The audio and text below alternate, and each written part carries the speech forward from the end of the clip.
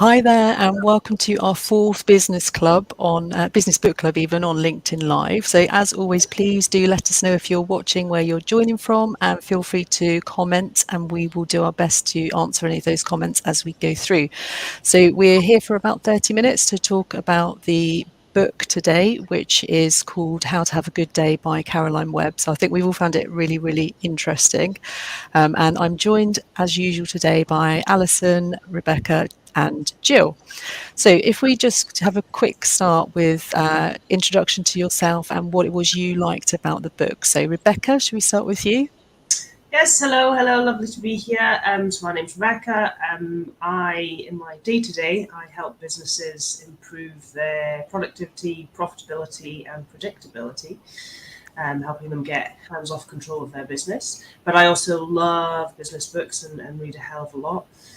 So this is a fantastic book. I really enjoyed this book. And what particularly stood out for me were two things. One, if you're not really a business book person, but you want to be, this book is for you, because it's essentially 7 books squished into one book. And also it's all about the topic on the title, right? How to have a good day. So it's not, it's just trying to improve your life. It's not a bigger, grander thing. So it's really accessible. Fantastic book. I really enjoyed it. Excellent, thank you. And Gill? Yeah, so my name's Gill Amos, and I read a lot of books and a lot of ones which have touched on the topics we are looking at in this book.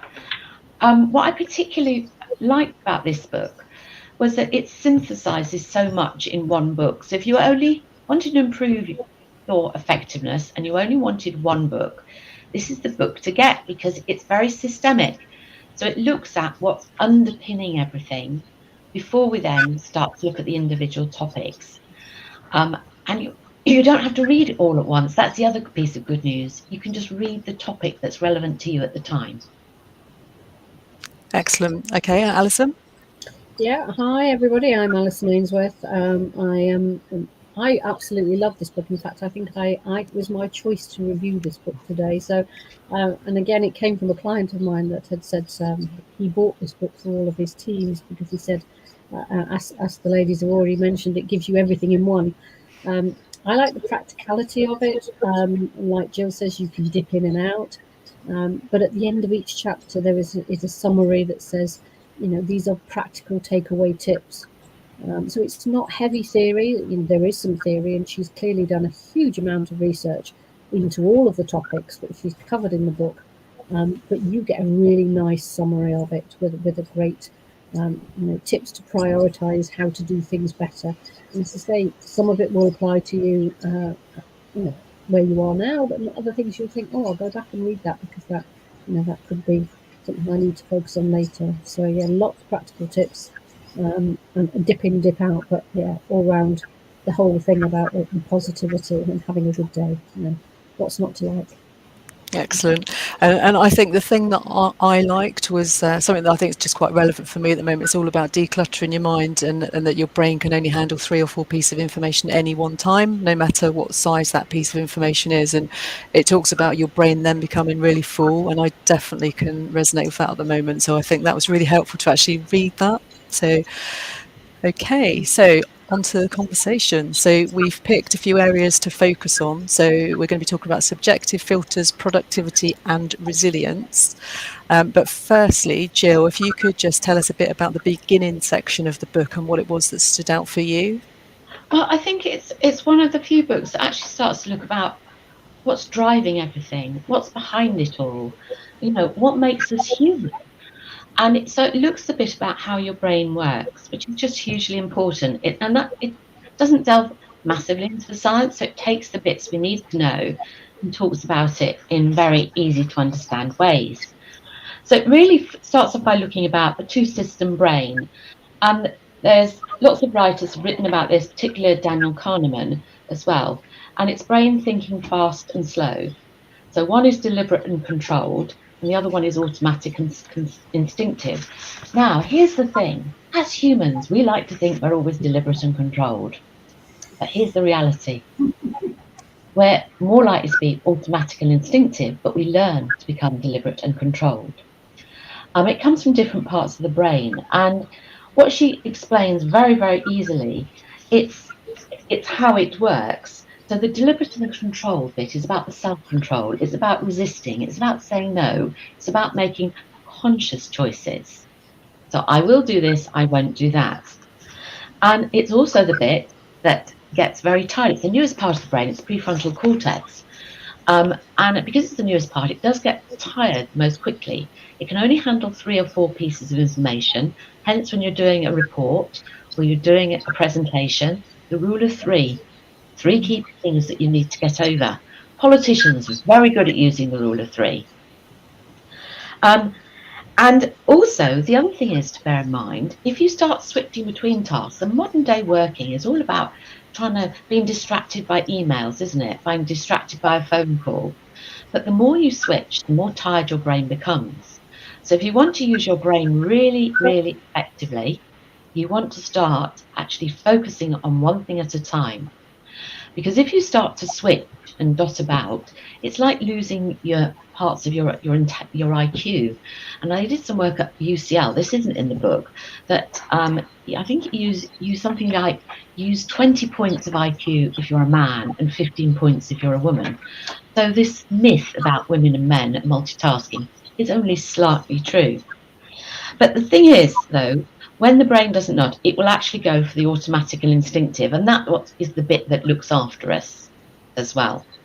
So she also talks about the discover, defend axis, and this is to do with reward and threat in the brain. So we actually believe we have about 8 basic emotions. Now, you think of an emotion being energy and motion, but remember our brains are designed to keep us safe. So she explains this really very well. So we've got some of things which are looking to defend us, keep us safe, and some to discover. But here's the thing that she misses out. We actually have more emotions, 5 dealing with defend and 3 dealing with discover. So we do actually have a negativity bias. Hence, really important we think about the deliberate and controlled part of the brain, because that's the bit which will pick the relevant part. So that's really looking and saying how our amygdala in our brain is constantly looking for threats to defend against. And it can bring us into that defensive mode, which also lowers our effectiveness. So sometimes if you're in a meeting, somebody says something that's slightly off, you can kick in before you know it, all your hormones have changed in the body and you're into that defensive mode. And this is really, really important. She does explain, she goes on, but obviously she picks up on that later in the book when she's talking about influencing, she's talking about meetings as well. So that's really, really important. I said this is very systemic, because if we understand this about ourselves, it makes actually appreciating why we do things a certain way with any of the other topics really well. And then the other thing she looks at is the mind-body loop. Now we have that really with the other things, because that automatic and instinctive, which if you step off, you're walking down the street and your friend steps in front of the bus, means you pull them back before you realise. That is your automatic and instinctive brain, but also that automatic instinctive brain will be the part that's part of that defence, which releases various hormones. So adrenaline, noradrenaline, and later on cortisol, which is slower to release but longer lasting. And that's also, you get the shorter breathing, you get the blood coming away from the prefrontal cortex. So she explains some of this and why it's so important in very, very easy to understand way. And obviously then that's introducing us to this whole idea of the mind-body loop. And she particularly focuses on sleep and the importance of getting enough sleep. And without enough sleep, and people do boast about it, we've all worked in environments where they boast about not sleeping much. Again, I think it's after 2 nights of getting 5 hours sleep a night, you're actually operating as if you've if you're partly drunk. So you're not going to be working at maximum effectiveness.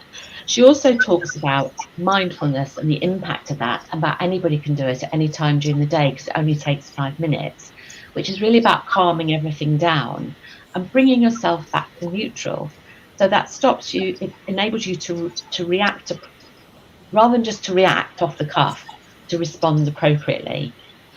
One bit I think that was missing that I think would be really lovely is having the impact of food on the brain, because the impact of things like sugar and what that does and how it causes inflammation. And I felt it would be really lovely just to have an add-on. Maybe that'll be in the next edition, who knows? But really important, that mind-body loop, bring it all together. And I just felt that pick and choose which chapter you want to read, but every time read through this chapter first, then go to the chapter that really tells you how to have a good day as well. Excellent. So, Alyson, anything to add to Gill's summary of that beginning section?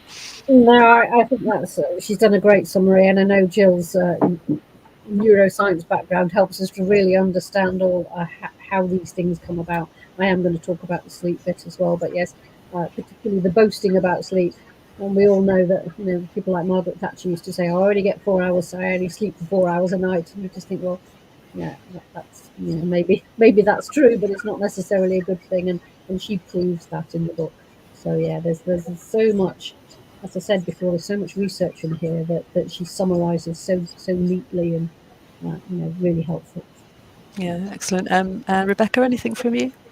Yeah, so I think, you know, agreed. She does go into a lot of depth, the kind of why and research and background and science. What I kind of picked out from that, and I actually now have a post-it on my screen with the word intent written on it.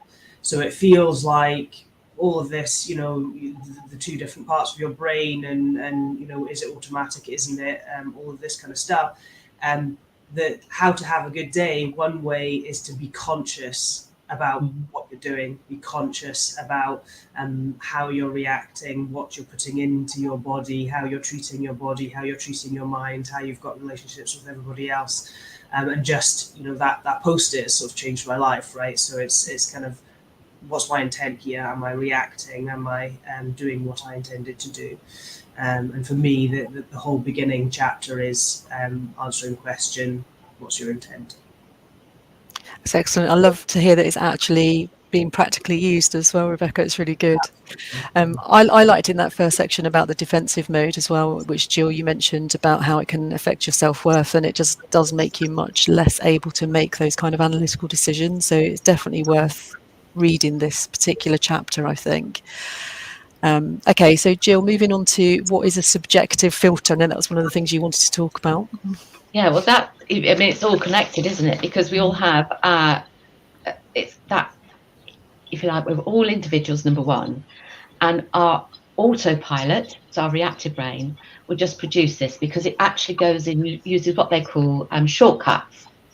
So all the things we've got before, it will shortcut on what I've seen before. Because of this only being able to remember 3 to 4 things, this enables us to shortcut things. The problem is with shortcuts, it doesn't always have all the information. And so we're often making a subjective filter based on incomplete information, incomplete data as well. So we need to actually, it's raising that level of awareness, and going back to intentional things as well. And it's actually setting your filters, you know, with your, what do you want to do? What's going to be your approach to it? She calls it attitude. I was careful about using that word because sometimes it has negative connotations, doesn't it? What's your attitude? And actually that attention. But remember, we can't focus on as many things at once as we like to think we can. So it's really, really thinking about, be aware of your autopilot and bring it to a much more conscious level. So what is it you want to do? You've got half an hour. Well, you could piddle about for half an hour, and we all do that for times, and sometimes that's very nice and we need that. But how do you want to use that half an hour? What can you realistically do with that as well? So it's also thinking about any assumptions you've got as well, any positive or negative expectations, and actually challenging these. So you could be going into a meeting with somebody you perceive as a difficult client, and I think we've all done that. But it's actually perhaps reframing that and actually saying, well, I know this client, I know they've always got high expectations, what is it that I can do to help this meeting forward, rather than thinking, oh no, it's 4 o'clock, I've got a really difficult client next, because that actually sets the tone for the meeting. And like it or not, that will actually come out as well. So it's challenging those assumptions as well, And I think as well, it's sometimes thinking, oh, it's a difficult situation or whatever, but what's on the other side of the coin? Where's your counter evidence to it? But that again goes back to, where's my brain now? Am I going automatically into that defensive mode? Or do I know to actually stand back, think, breathe in, breathe out, mindfulness? Okay, just give myself a minute and look at an intentional way to look at this.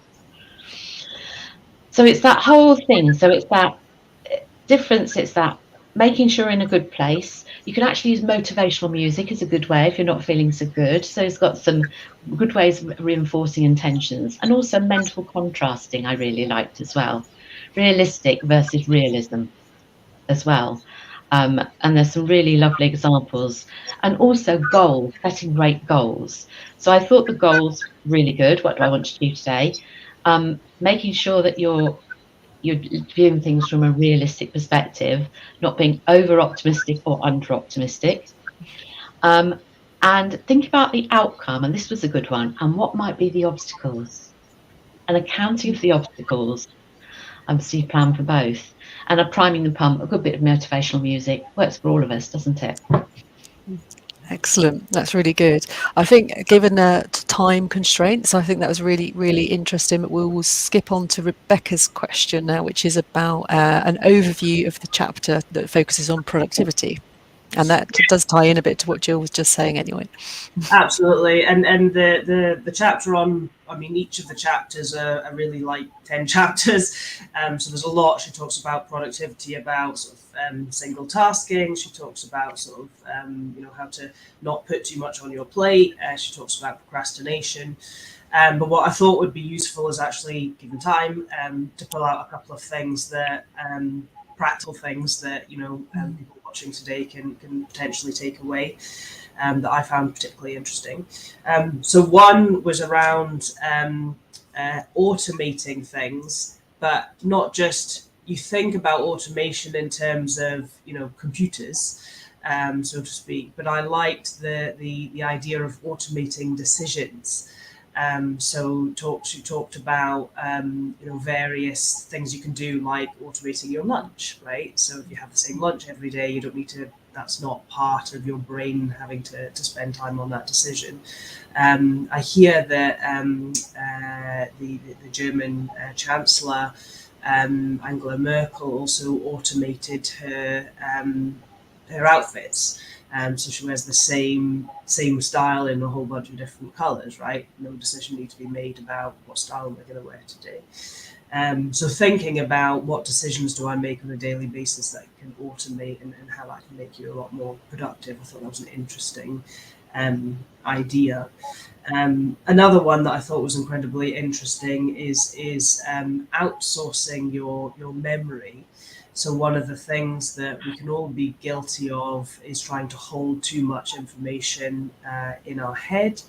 It sounds fancy, outsourcing, but actually all it boils down to is have a piece of paper next to you and just write down what you just thought of, and then that'll remind you of it later if it's an idea.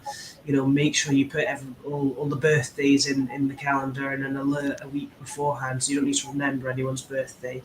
You've kind of outsourced the memorizing of those kind of things to your calendar or an alert or what have you. And so there was a whole bunch of things like that, little ideas that you can just immediately go, that's a good idea, I'll implement that into my day, and the kind of accumulative balance of all of those things can make you incredibly productive. So I've read a lot of books on productivity, and this one was like idea, which I thought was very practical and easy to take away. So yeah, fantastic ideas.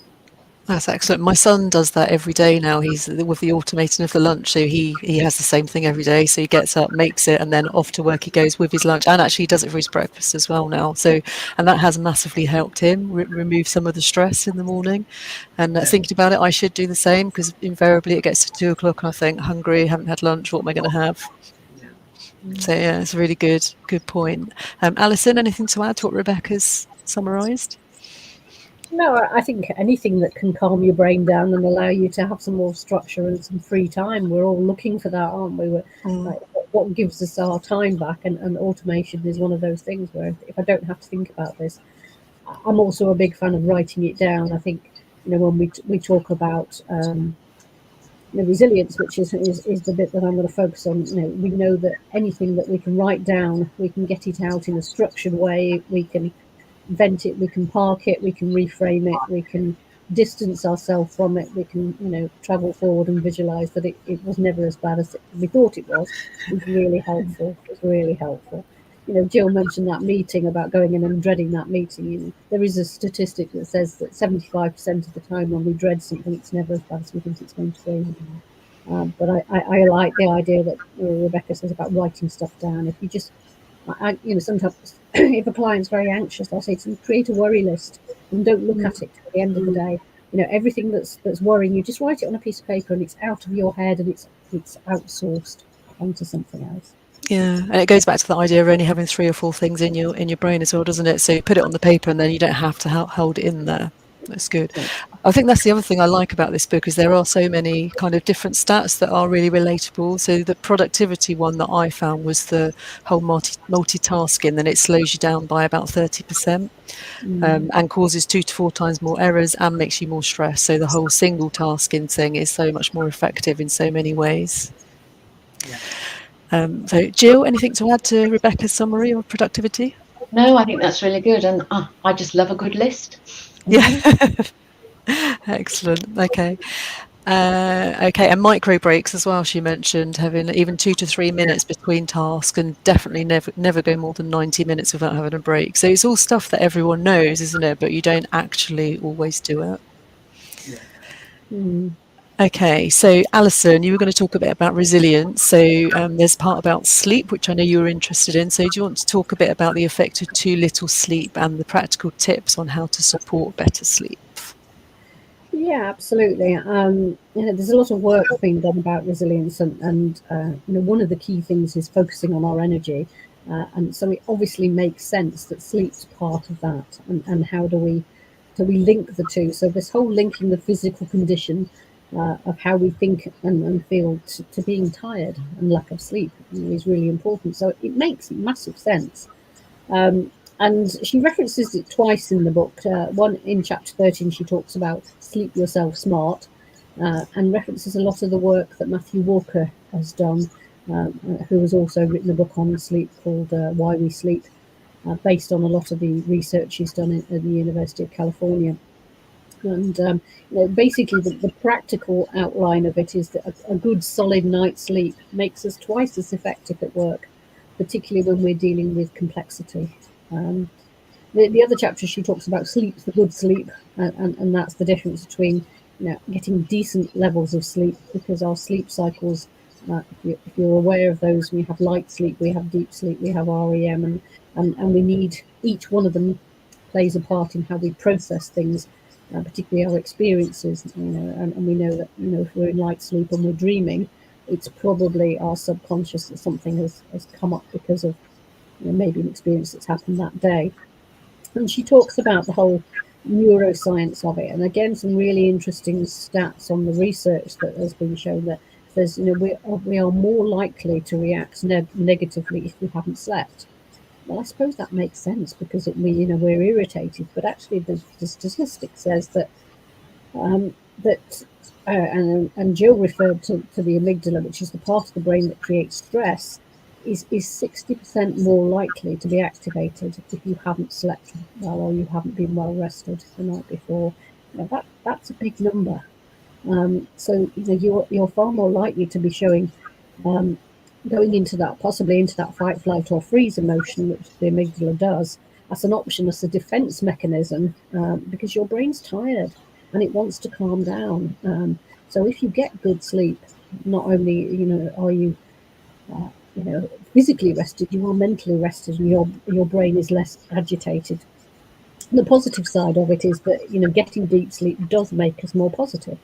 And it's easier to laugh about things the next day or get a better perspective, which again is one of the key qualities around resilience, is being able to reframe things, take a step back and get better perspective.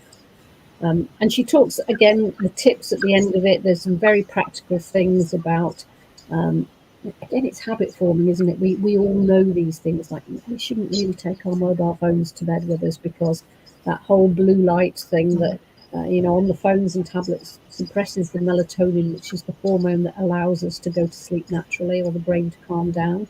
There is a reason it goes from light to dark in a day, because we need darkness in order for our brain to feel relaxed. So she prioritizes things, saying, think about things like making it darker. Don't expose yourself to as little light as possible, like your phone light or your e-tablet or whatever. Make sure they're switched to diffuse light mode if you have to read in bed, etc. Develop a good routine and a habit. So again, that brain associates bedtime rituals. So going to bed roughly the same time is really helpful, and prioritizing that sleep. And this is what I do. This is my routine. And again, she talks about small changes in terms of your day and naps. You mentioned the pausing and for the brain to calm down. And again, that napping during the day, 25 to 45 minutes nap, is much better for you than a cup of coffee. And big corporates are taking this on board. There are big companies, Google and Nike and P&G, they all have nap rooms for their employees to go and have a quick nap during the day. And it proves that is just enough sleep for the brain to start processing things, and to let go of that negative emotion. So again, it's getting into habits. It's thinking about how it links to your fitness, and we all have a fitness tracker. My phone tells me I haven't had my watch tells me I haven't had enough sleep. And sometimes I think, yes, I know I haven't had enough sleep. That's why I'm grumpy. But as I say, it's something that, and again, if you look at Matthew Walker's book, it's quite frightening, the impact of not having enough sleep. It can be very serious, both mentally and physically. Excellent. Thank you, Sandy, for adding the comment there. And I was just thinking, as you were talking, Alice, it's kind of when you have a baby and you go through that whole 7 o'clock bedtime bath, that story, all of that, and it is that habit building, isn't it? Yeah. Yeah. So thank you. Okay, Rebecca, anything to add to what Alice Yeah, said? the only thing that I would add is, so I reviewed this book in my weekly series, the hashtag Business Book Bites, and I mentioned that sleep was something I want to get better at, and someone commented, try getting a sleep mask, and I've done that, and that has made a huge difference, and me and my partner go to bed at quite different times, and so I leave the light on for him coming to bed, and that getting that darkness. So I was really grateful for that tip, because it's had an immediate impact on me actually being able to get to sleep when my watch tells me time for bed. And it will be that light thing. So it's a good tip. Yeah, excellent. And Gill? Yeah, it's certainly hugely important. But the other thing it does is it changes, makes you want to eat more if you haven't had enough sleep, and you're craving sugary things. So you then get into that whole cycle of being tired, then you eat chips and chocolate, and so it goes on. So it is, I'm a huge fan of getting enough sleep. Yeah, excellent. I think the other thing that really I really liked in the resilience section was the thing about distancing questions, and I don't think I've heard them referred to as that before, but to try and think, if you're in a difficult situation, then the thing that I liked is saying, what will I think about this in a year's time? And I think that really helps me to start forming my decisions about those things that I'm dealing with. So it might feel really difficult now, but what am I going to think in a year's time? Do I spend too much time on this? It's a great technique, and it fits into CBT quite a lot in terms of resilience. Is it helpful? Can I control it? Is it helpful? Will I be worrying about it in a year's time or even a month's time? Yeah. Helps you pull that distance back. Yeah. Travel forward in time and think, is this really as dramatic as it might feel right now? Yeah. Imagine most of the time it never is. Yeah.